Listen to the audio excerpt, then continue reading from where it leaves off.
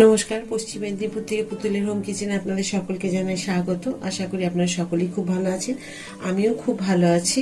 আজকে আপনাদের দেখাবো আমি মটরশুঁটি যে খাস্তা কচুরি কিভাবে তৈরি করতে হবে খুব সহজভাবে, ঘরোয়াভাবে। তো চলুন আগে আপনাদের দেখিয়ে দিই।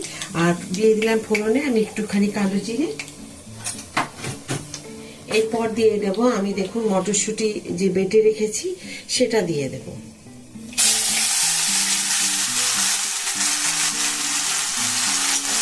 এটাকে খুব ভালো করে মিশিয়ে আমি ভেজে নেব। আর এই মটরশুঁটি যখন আমি বেটেছিলাম তখন সাথে দিয়েছিলাম 4টে কাঁচা লঙ্কা আর 1.5 ইঞ্চি মতো আদা।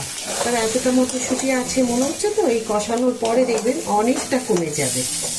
তো এটাকে খুব ভালো করে আমি এখন কষিয়ে নেব। আর দিয়ে দেব আমি এখানে পরিমাণ মতো নুন, যেটুকু আমার পরিমাণে নুন লাগবে সেইটুকু দেব। আর আপনাদের প্রতিবারে যেমন কথা বলে রাখি ওই রকমই বলছি, যে প্রয়োজন হলে আবার দেব। এখানে দিয়ে দেবো আমি পরিমাণ মতো চিনি। একটুখানি চিনি দিতে হবে, কারণ চিনিটা দিলে খুব ভালো লাগে। দেখুন, দিয়ে দিলাম। একটু দেখুন, আমি 1/2 চামচ মতো মানে কাঁচা জোয়ান দিলাম। এটা দেবেন, খুব ভালো লাগবে খেতে, একদম কাঁচা। আর আমি দেব হিংটা পরে, কারণ হিং এখনকার হিংগুলো এত ভালো গন্ধ নয়, যতই যেই রকমই আনি না কেন দেখি। তো তেলে আমি হিং দিইনি, আমি নামাবার আগে আগে দেব। দেখুন, খাস্তা কচুরির জন্য আমি নিয়েছি 1 বাটি ময়দা। আপনি যতগুলো করবেন সেই বুঝে ময়দা নিয়ে নেবেন। দিয়ে দিলাম একটুখানি পরিমাণ মতো নুন। আর এটা আপনি ডালডা দিয়েও মাখতে পারেন, ঘি দিয়েও করতে পারেন, বা সাদা রিফাইন তেল দিয়েও করতে পারেন। আমি দিয়ে দিলাম, দেখুন, সাদা তেল।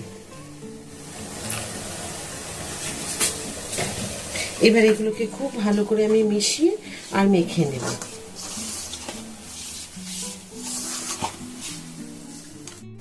দেখুন, খাস্তা কচুরির আমি এইভাবে ভেতরে পুরটা দিয়ে আর এইভাবে মুড়ে দেব। মুড়ে দেওয়াটা আপনাদেরকে দেখাচ্ছি। যতগুলো আমি মুড়েছি তার মধ্যে দেখুন এইভাবে করে রেখেছি। আর মিডিয়াম টু লো ফ্লেমে এগুলোকে ভেজে নিতে হবে। আর হিং দিয়েছিলাম, আপনাদের দেখাতে ভুলে গেছি আমি। দেখুন, আমার খাস্তা কচুরি রেডি। আপনাদের দেখিয়ে দিলাম কিভাবে তৈরি করতে হবে, একটা ভেঙেও দেখিয়ে দিচ্ছি আপনাদের।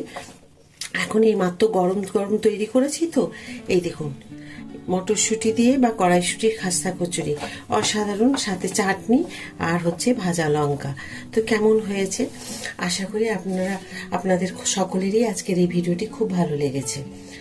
আর শেষ পর্যন্ত ভিডিওটি দেখার জন্য আপনাদেরকে অসংখ্য ধন্যবাদ। এইভাবেই আপনারা আমার সাথে থাকবেন, পাশে থাকবেন।